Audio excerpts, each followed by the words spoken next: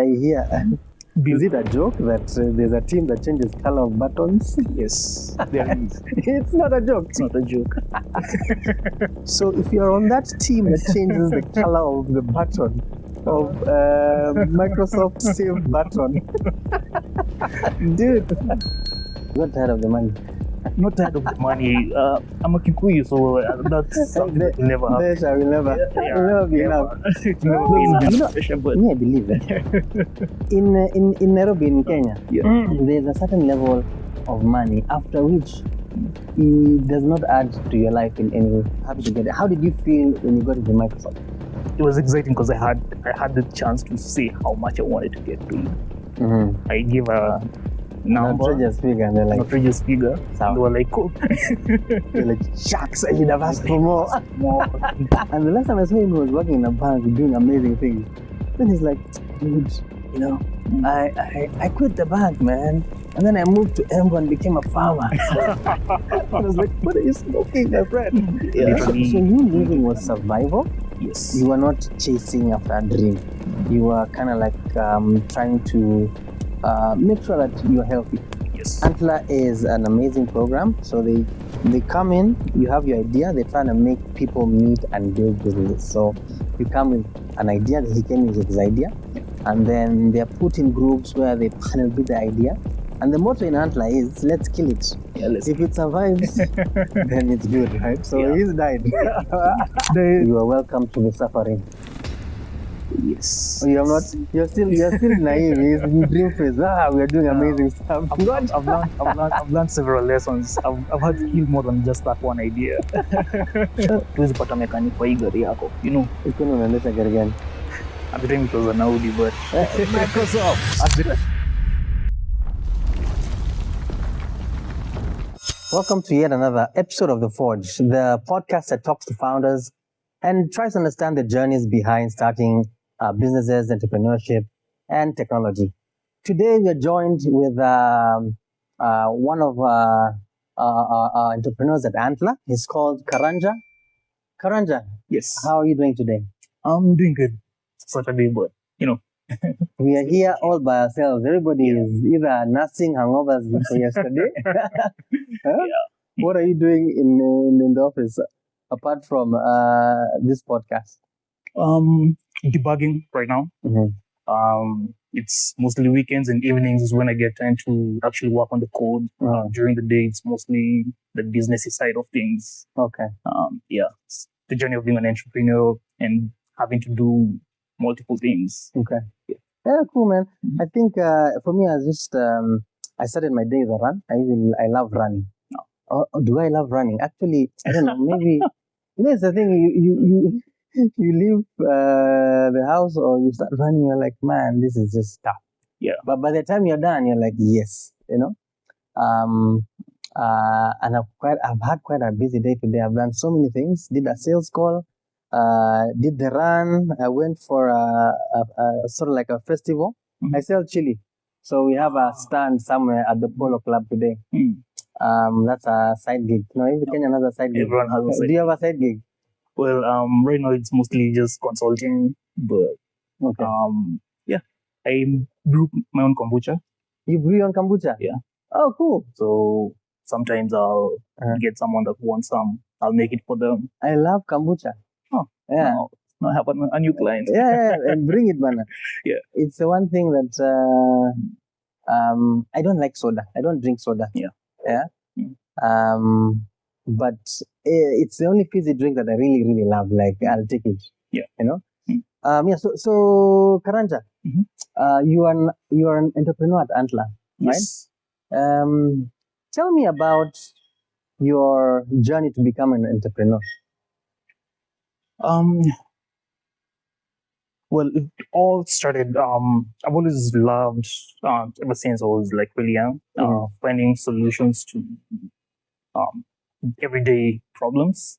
Probably because I'm lazy. So I like making my life easy. Oh, yeah. You know, and if I can find a way to automate something, I'll do that.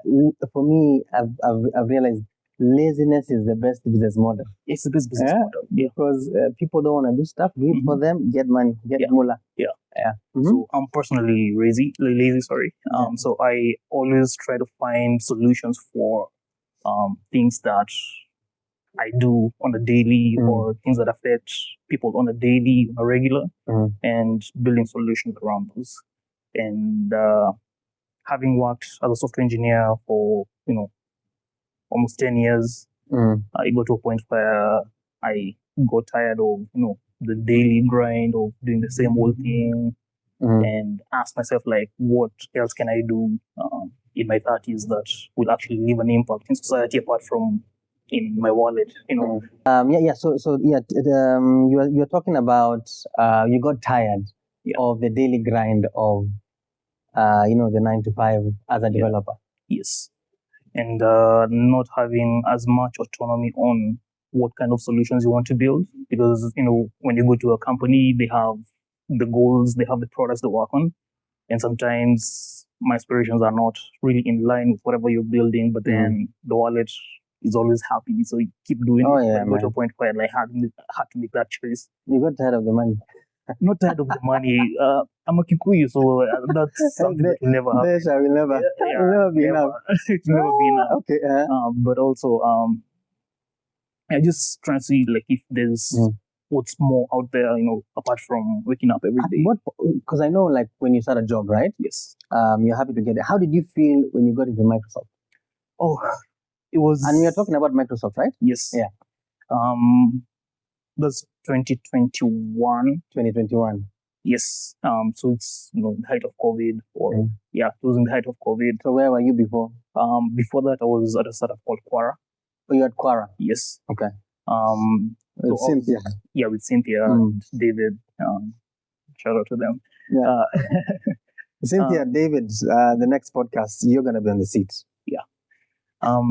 So I had interviewed for Microsoft like months before, and I had gotten not really a rejection, but because of DNI and everything, they had to give the opportunity to someone to I don't want to say it in a bad way, but fill the diversity quota. But I also understand why that was the case. So I had kind of like forgotten about it. Then a few months later, I get an email and being offered an opportunity, and it was exciting because I had the chance to say how much I wanted to get paid. I gave a number, an outrageous figure, and they're like, and they were like, cool. They're like, shucks, I should have asked for more. Force them to negotiate. You didn't know anybody in Microsoft to kind of like help you. Kind of a ballpark figure of how much. Okay, that's a bad feeling, eh? Yeah. Like, you're not pushing back. Yeah, so I knew about like how much the ballpark figure was. Yeah. So we went to the extreme higher end of it. Okay. And they still just said yes. Yeah, they said yes. So I was like, should have maybe done more outrageous about it. But yeah. Yeah. So the funny thing is, like, when I got in, being that the stack is .NET and all that, I had never touched .NET. Okay. Ever. So were you like a full stack, back end, front end? I've always been back end and DevOps. Okay. But of course now I'm doing both. So what is your stack before? Wait, Quara is Ruby, right? Yes, Quara is Ruby. And Postgres, right? Ruby, Postgres, yeah. Okay. And I think the front end is React. Yeah. Before that, I was doing Python and Ruby as well, and a bit of Go, especially with the DevOps stuff. Then I got into Microsoft, and they were like, we build our stuff in .NET. You're gonna use a Windows device. I've been used to Linux for the last I don't know how many years, so it was a learning curve. Then it's always nice, just jumping into the deep end and figuring things out. Okay. And that's what happened. And about 4 years of really, about 3 years. Yeah, at Quara? 4 years. No, at Microsoft. At Microsoft, okay. Yeah, really enjoyed it. For 4 years? 2021 to 2024. Then what happened on the 5th year? So in 2024, there's a lot that was going on, both, in my personal life and, career-wise. One, I was trying to find a way to grow professionally, and in big tech, it's very hard for you to progress. One, you get very comfortable with where you're at. The money is good. be able to sustain a certain lifestyle. You can afford the finer things and all that. Yeah. So there was that level of comfort, which also leads to complicity. Yeah. You But then kind of like also- regress in your not in your skills, but in your momentum. In the momentum, yeah, exactly. Yeah. Because you get really good at doing one thing and gets really good at it, but then you realize that you're losing out on a lot of other opportunities out there. Then I was also dealing with my own personal stuff, some mental health, shenanigans happening. Okay. So we got to a point where I had to make that choice on is one worth more than the other, and I chose me over the job. The job, okay. And that's how I ended up resigning. Or is it like office politics? No, there's no office toxic politics. environments. Not really. Actually, Okay. the politics there is really good. It's Okay. healthy politics. I haven't had what you'd call beef with anybody Okay. or any kind of toxicity around that. But yeah, I got to a point where I was struggling a lot, with my sanity, I guess. Okay. Yeah, so I had to make a choice, and I chose to step away. Okay. Yeah. But you had enough in the bank, so you were like, there's you're never not under enough in the pressure. bank. Of course, you'll always be under pressure, but me, I believe that. in Nairobi, in Kenya, there's a certain level of money after which it does not add to your life in any way. It's true. Right? Like, and it could be maybe 5 million bob or 10 million bob, or maybe a passive income of like 100, 200K. If you have a passive income of 200K as a person who's single, what else do you need? Right? That's true. I know a guy who, my friend, one day I met him in China Square, and he was in shorts. He had his hair had beads, and everything. And the last time I saw him, he was working in a bank doing amazing things. Then he's like, dude, I quit the bank, man. And then I moved to Embu and became a farmer. I was like, what are you smoking, my friend? Yeah. I should have probably tried that. Moved to, I don't know. Yeah. So he's like, yeah, it's remote work, man. Like, life is moving. Now I wake up and smell my cows, and I'm like, man, give me a life, Yeah. Mimi hapa kwa traffic every day, skyscrapers, just, So you decided to call it quits. Yes. You're done. Yeah. It was actually a very tough decision to make, knowing that, especially with the current state of the job market right now. So it wasn't guaranteed that I was going to get another job. I didn't have another job lined. So me leaving was literally... So you leaving was survival? Yes. You were not chasing after a dream. You were kind of like trying to make sure that you're healthy. Yes. Okay. Yeah. When did the bug for solving a problem come? It's always been there. Okay. Yeah. Even before that, a friend of mine and myself had tried very many different ventures. From solving for rentals, which this is Kenya, that doesn't work. It doesn't work yet. But there are too many people in the graveyard of realtor. What is it called? PropTech. PropTech imejaa. Yani zombies. People have tried, have died. Yeah. So I mean, who knows? Maybe one day somebody will hack it. Yeah. And I hope it's somebody watching right now. True. If you have a solution around PropTech that we need to know about, please. Yeah, come let's brainstorm. Find something. You can be a service provider. I can be your customer. Yeah. Yeah. So I tried getting into also entertainment tech. But mostly just building a platform for artists to be able to market their art better, and by you mean like musicians? Or musicians? Yeah, okay. I'm a music nerd, so I really do you make beats or sing or play a musician? You can sing? No, but I can play several instruments. Okay. Yeah. Like saxophone? Wind instruments? I do play the drums. I've played drums for the longest time. Okay. Bass. I find that drums are one of the, I think, hardest things to play. I would say Well, it depends. It's very subjective, right? Because Uh-huh. for me, the hardest instrument to master has been the acoustic guitar, or rather Really? the guitar in general. And it's because of how many chords and chord shapes that you have to learn, Mm. and the fact that I don't read music Mm. to start with. Are your hands small like mine? I don't know. Yeah, probably. That was the only issue. Yeah, like, dude. So I had to buy. I had to buy like the. Keyboard. Well, there was, there's acoustic, and then there's Yeah. another one. Mhm. There's a with a bigger bridge, Oh, right? Which is more comfortable. It has classical, plastic Yeah, strings. classic. Yeah, but my hands, I don't know. So I struggle. Yeah, so like my fingers are not compatible with acoustic banner. Yeah. But I am looking for an ukulele, Yeah, and also I think I don't like pain, and guitar tends to really. Yeah. But the guitar is the most versatile. You I can know. carry it around. Yeah. You can just Yeah. I actually trying to see if I can get like the air drums. It's like just sticks that the electronic steel band.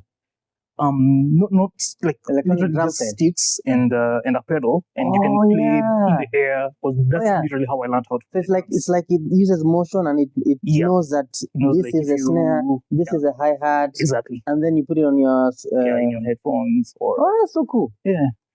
So I want to get one of those because that's how I learned how to play drums. When you get it, I'm very curious. Yeah, that's like magic, by the way. That's like magic. Yeah, and it's really like plays with the imagination because I learned to play drums like through imagination. Yeah. Any instrument that I've learned to play has been you observe, then imagine it, and try it. And I find it difficult for me. And I'm generally a rhythm full person. Like I have rhythm. I can dance. I'm a musician. I'm a vocalist. A little bit of guitar here and there.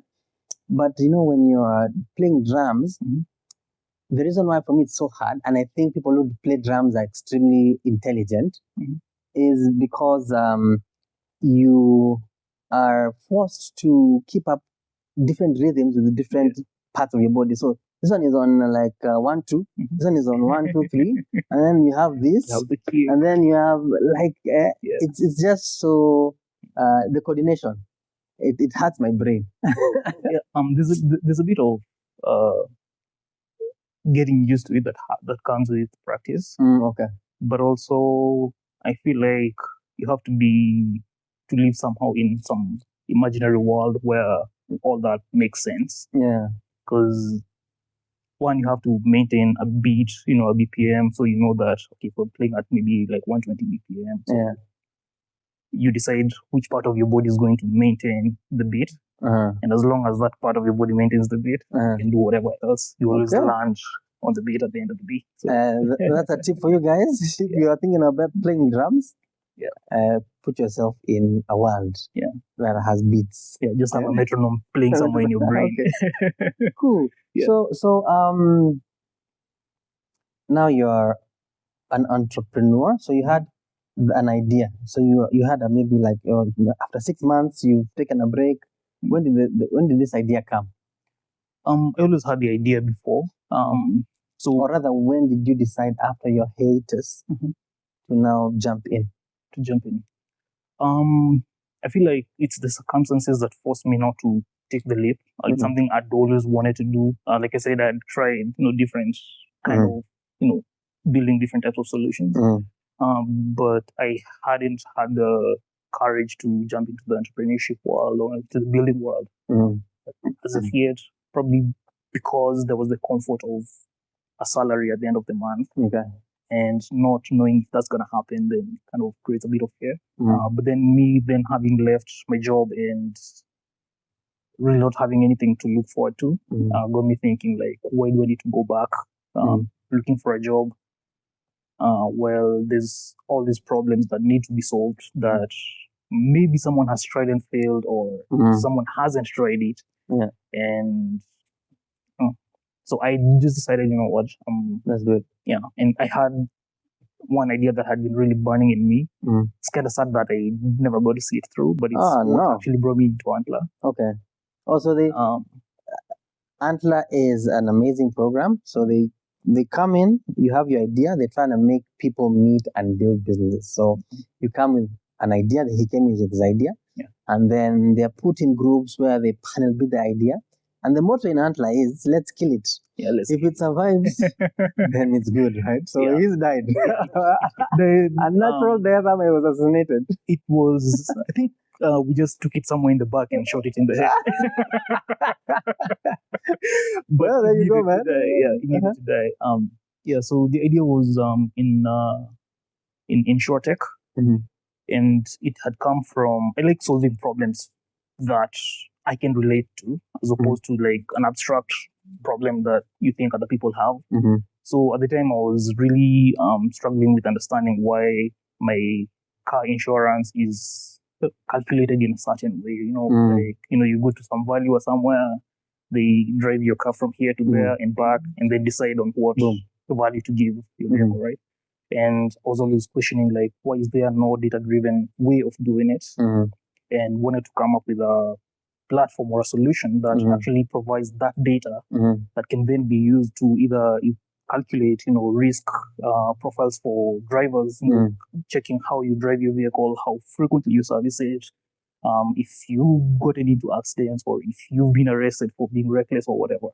Just building that, using that data now to build risk profiles, so that if you're a reckless driver, your premiums should go higher, right? And if I have never gotten into trouble, like taking off my car, I shouldn't pay the same as as you do. It's true.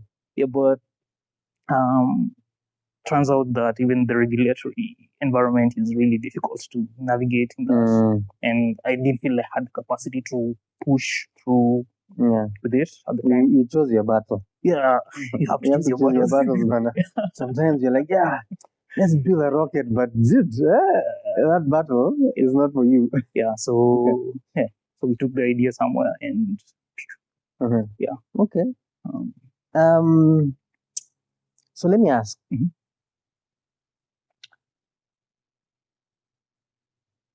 The fears that you had leaving a steady job, how much of those fears manifested, if any? Or were they unfounded? They were not unfounded, to be honest. I had to cut back on a lot of, things that I was used to.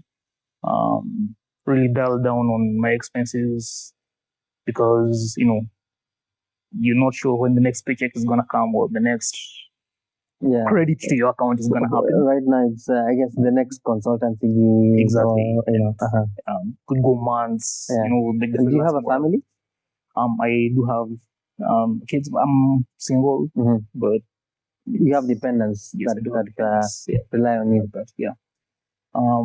So there's also thinking about, the people that you have to take care of, and not knowing when the next gig is gonna come. It's a scary thing to be in. And I feel it's a fear. You have a family, right? So you know that it's something that you're always thinking about, like, how am I gonna keep providing? And sometimes when you can't, achieve that, it's really detrimental even to your mental health. So that's something that's gonna be a constant, I think, as long as you live, as long as you have dependents. So for how long have you been an entrepreneur in this next phase of your life? And what are you working on that is keeping you up at night? Yes. So how long have I been an entrepreneur? After I left my job, that was in April of last year, 2024. I think it just took 2 months, and when not wanting to just sit around and do nothing. So that's when now the idea that I mentioned about the InsurTech came up, and I started working on it. Then came into Antler. So I'd say since, let's call it June of last year. That's when I've been fully in the entrepreneurship game. You are welcome to the suffering. Yes. You're not. You're still naive. It's in dream phase. We are doing amazing stuff. I've learned several lessons. I've had to kill more than just that one idea. Entrepreneurship is interesting. And naivety is a superpower. It is. The less you know, the more chances you have of success. True. You know? Yeah. Sometimes you just have to kifua mbele, you just forward, you just move. Yeah. And it's like the burning bridges, the story of, I think it was a Japanese fleet that were going to war. And they crossed this canal and the enemy was on that side. And then you could see these soldiers quaking. They're like, these enemies, they are too, they're too much. Yeah. You know what the captain did? He said, set the ship on fire. He set the ship on fire. Then these guys just knew there's no other way. Yeah. There's no They other have way. to. There's no turning back. The ship is on fire. We have to do these things. So And that kind of emboldened them, like, dude, there's nothing else I need to do. Yeah. I just have to tackle this thing. And that's really a superpower as well, when you know that you're focused, you're diving in. But for you, so you've been in it for like 2 years, right? About a year and a half. A year and a half. Call it that. Okay. And is there anything that has stood out in terms of significance with regard to your mindset? Like, where does your mind have to be? Yes. Being an entrepreneur, one, you have to love suffering. Addicted. I call it addicted to pain. Yeah. Somehow. Yeah. But also, your mind switches from being comfortable and just getting used to the daily discomfort, because you have to think about how the bills are gonna get paid for the next month, and not your personal bills. I'm talking about like for the business, right? Yeah. How much runway you're gonna have for the next 6 months, and it puts you in a position where you're always on the move, and sometimes even just chilling is almost an impossibility, because you're just sitting there and you're like, oh no, salaries have to be paid, or certain subscriptions have to be taken care of. So it's put me in a position where like I have to be the go a lot. Before that, I was a very chilled, laid back person. I wake up at 11, do my job. I mostly work at night, so I'll probably just spend the whole day, go take the dog for a walk or something, watch some movies, start work at 5 in the evening, work till like 3 in the morning. My friend, this guy was living where? Hey, is that? You are living the American dream in Kino, in Karen. Where were you living? No, it was just Kilimani. Yeah, my friend, that's quite something, Yeah. And then now the switch to now 4 in the morning, you're up, and your brain trying to make something happen. Churning, Okay. So think about how the business is going to run or how it's going to grow. Then the next thing, go sit down and actually do the code and build the actual product. Yeah. So it's just really taught me how to balance between not just being an engineer, but being an entrepreneur. Okay. And adapt to being on the move. Okay. 24/7. Oh, that's amazing. Yeah. So what are you working on right now? Right now, the one that is not being killed or anything. The one that has still alive. Survived. It's been alive for a few months now. It's called Garagemate. Garagemate. Yeah. It's like garage, like where you take your car for fixing or is it an app or is it a website? It's an app, both web and mobile app, but we are yet to launch or pre-launch. We're working on doing that around mid-December. Okay. Date TBD. But what Garagemate is a hailing service for roadside rescue. Okay. Yeah. And it came from, like I said, I build solutions for myself, right? So I was driving somewhere and my car broke down and I had to be stuck there for hours. You didn't know a guy? I knew a guy, but he was like over 100 kilometers away. Where were you? The guy that I knew. I was like Naivasha, Mombasa Road? Yes. Okay. Like way past. What time was it? It was during the day. But what happened was like I tried to get like one of the motorbike guys passing, and they'd be like, tuwezi pata mechanic kwa hii gari yako, Ukiwa unaendesha gari gani?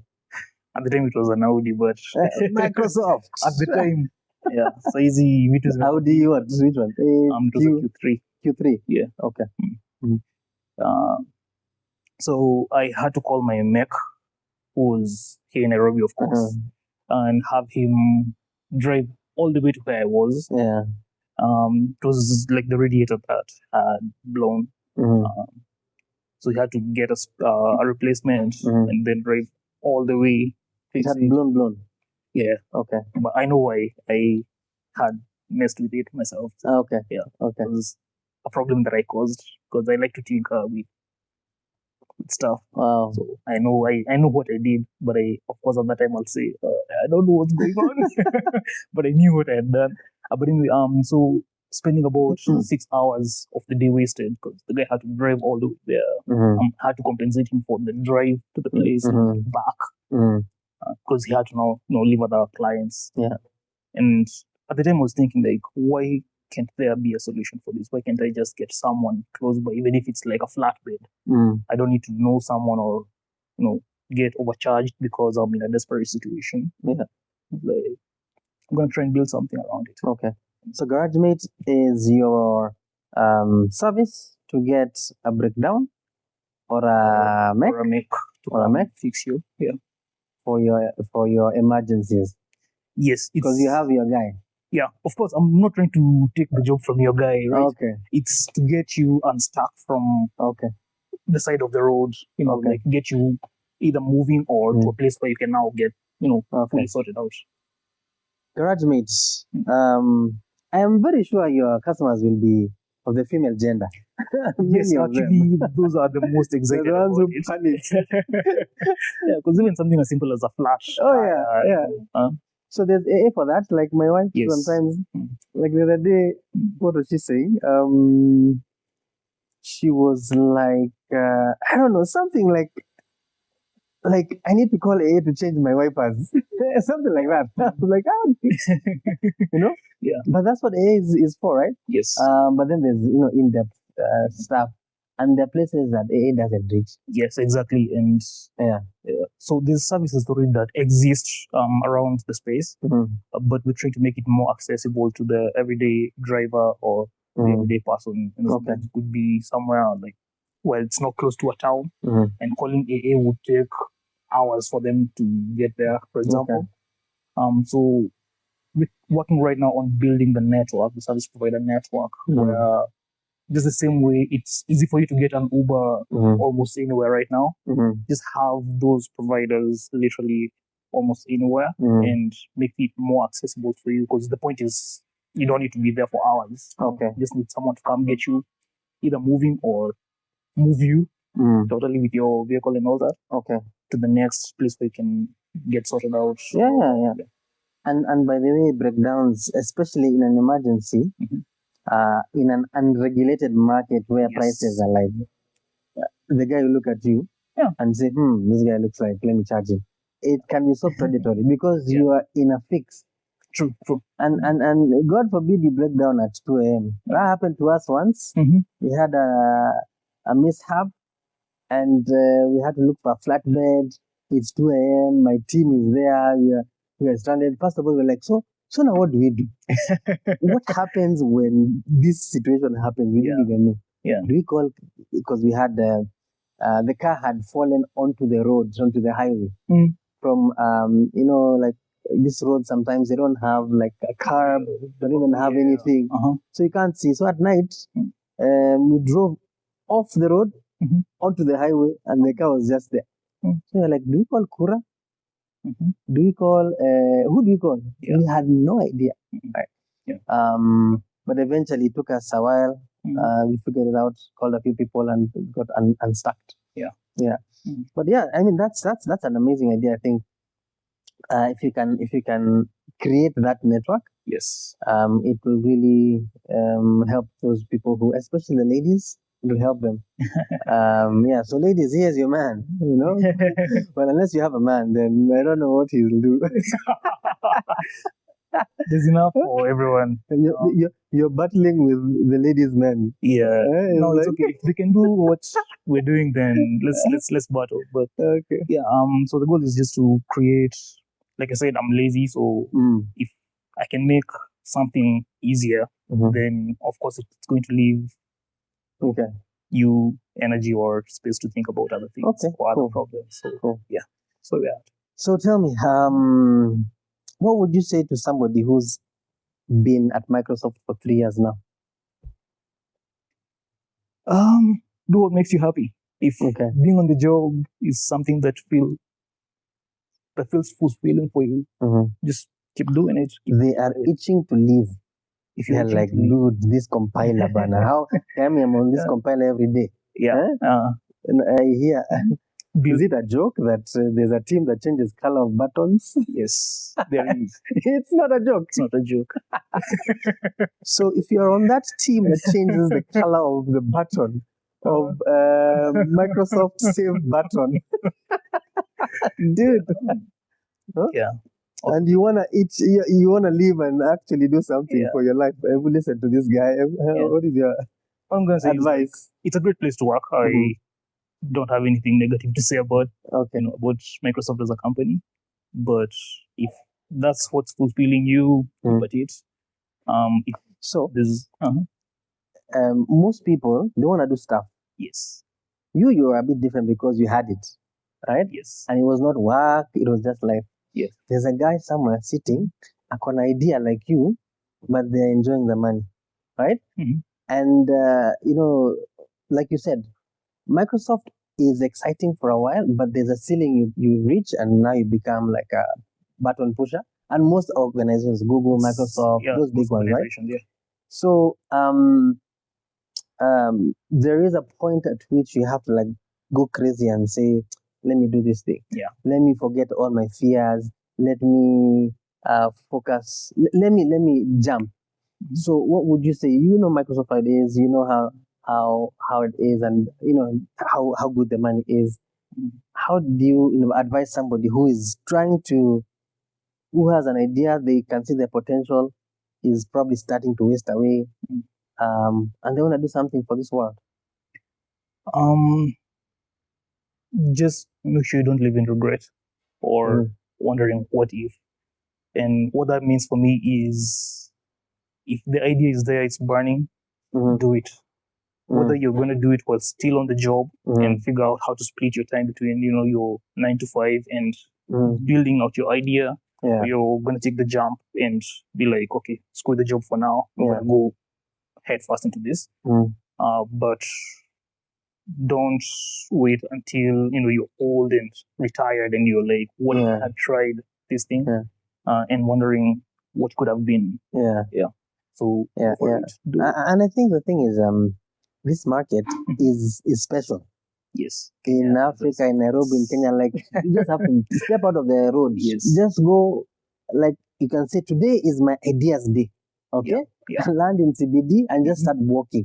By the time you get to say Afya Center, you will have a dozen ideas. Then maybe you come back to say Kilimani, Kileleshwa. So there's so many problems in Africa that need to be solved, whether it's in transport, mobility, finance, credit. There's so many. Yes. And I think we are lacking soldiers, the soldiers to build them. Yeah. It's not the soldiers that are lacking, but also that fear of not being able to have the capital to do it, because we are in a what I'd call a disadvantaged position in the African ecosystem, where yes, you have this you've talked to entrepreneurs around here with all the brilliant ideas that they have, and a lot of them have that challenge of getting the funding to do that, the capital to really go for it. And I feel like if we had like a real VC ecosystem, it is there, but I feel like there's more that could be done. In our ecosystem, people love their money. Yes. Nobody has mastered the art of losing money. Yes. So there's a lot of apprehension from investors to just, especially at pre-seed stages and idea stages. Antler is probably one of the few that are ready to jump in from, hey, I have this idea, let's explore it. But a lot of investors are very apprehensive about just some random kid coming and saying, yeah, I want to build this, I want to try and solve this problem. Let me tell you, this is such a good place. When we started, there was nobody. So if you want a masterclass of how to survive on rice and beans, very plenty. Yeah. Where do people host those classes online? You can start one. Yeah, we can start. Because on our time, there was nothing like RTCG. You bootstrap until you like hack it. Like you, I think soft life pia imewaharibu. Yeah, imeharibu watu. People are driving, German machines. I remember as kids we used to run for the bus. So you're running for meetings somewhere. You have to be there like because you don't know these bus networks. Yes. You're trying to go close and deal. But I think that has really made me like an expert, master's PhD degree in frugality. Yeah. Right. It doesn't play very well when I go with my team because they're like, possible. Spend a little, but I'm like, how much? You're always checking for come up on a discount. You have to cross, banner. Enter into my good graces for me to splurge. You have to be justified. But I've become like I'm very frugal, right? And then also frugality unlocks creativity. True. Like some of the things that have happened just because I didn't have money. If I did, they would not have happened. I'd regret it. Right? Because money makes you lazy. Like how much? It makes you how much? Complacent to everything. Yeah. You buy everything. Yeah. But if you don't have money, oh my goodness, you'll be taking that girl on a date she'll never forget. You can't afford the Louis Vuitton bag or that Versace. You take her hiking. Really? And those are the best dates, man. Do people still go to Huru Park? I don't know. It's been revamped. Fancy and all that. Yeah. Back in the day, it's yeah, but did I take it to Huru Park? Being broke is amazing. I've never gone on a date to Huru Park though. Yeah, you make things with your hands. Instead of going to buy a card, unaenda ununua manila paper. Then you remind yourself to the art and craft, bro. You did art and craft in high school. What was it for? Yeah. Yeah. So I think the mindset. There's definitely a mindset shift. Yes. From stable to the unknown. And the unknown is again an oxymoron of some sort. Yeah. Like you don't know. So should you be afraid of what you don't know? But then also should you be afraid of what could be that might be, bad for you. True. So yeah. But I would say jump. Yeah. Just jump. Jump, deep end. My entire career has been built on jumping into deep ends. Yeah. And jump into code. Jump into the deep end. You are not doing .NET, you can say let's and you're in there, Yeah. And today it's super easy with AI and being everywhere. Yeah. When I started out in tech is when we write code on Dreamweaver. I don't know if you ever used Dreamweaver to we invented Dreamweaver. Yes. Dreamweaver, my questions were only answered on Stack Overflow. And Stack Overflow for the techies out there. Oh yeah. What Stack Overflow was. Yeah. That's something. That's so interesting. What Stack Overflow was. Yeah, not what it is now. AI came and killed Stack Overflow. Yeah. So right now, I don't think anyone has an excuse not to explore whether it's ideas or passions that they have. Okay. You don't have to append your entire life. You can split, time for what you're passionate about vis-a-vis what you need to do to survive. Okay. But just do it. Cool. Just do it. Wow, Mr. Karanja, that has been an amazing beginning, middle, and an end. What do you hope to, let's say, end the year with? And this time next year, where do you think you'll be? There's where do I think I'll be and where I hope to be. Where do you hope to be? Where I hope to be is being able to see Garagemate actually solving the problems for the people. Basically getting them unstuck off the road, and it being the go-to solution for roadside unstuckness, so to speak. That's where I hope to be. Where I think I'll be is someplace close to that. Of course, there's a lot of work that needs to be done to get to that point. Yeah. And I also think I'll actually have a bigger team than me and my co-founder, because that's what the team is right now. Okay. Yeah. Cool. Man, all the best. I think what you're doing is needed. Yeah. May you weather the blows and the storms. Really hard of you. Yeah. Toughen up, man. Like, they're gonna come. And may you also find favor, sometimes unatembea tu. And then a block of gold just drops there. You don't know where it came from. It just comes. Just take it and run. That would be a very good accident to have. It drops on my foot and hurts me. Yeah, it's like so instead of like pick it up. Yeah. And all the best.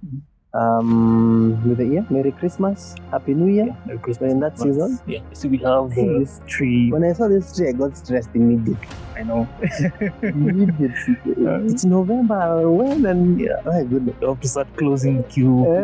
The shopping holidays of the year. Yeah, where all the men are they go for another men's conference. Yeah. Yeah. So thank you so much. That has been Karanja. It's Karanja who? Muriithi. Karanja Muriithi. I have learned quite a bit. I hope we've gotten a few nuggets here and there. Just start, protect your mental health, because that's the most important thing. If you don't have it, there's nothing you got. I'm hoping that his app will really, revolutionize the space in rescue, right? So till next time, we'll see you. So at Forge, our Forge to the World thing.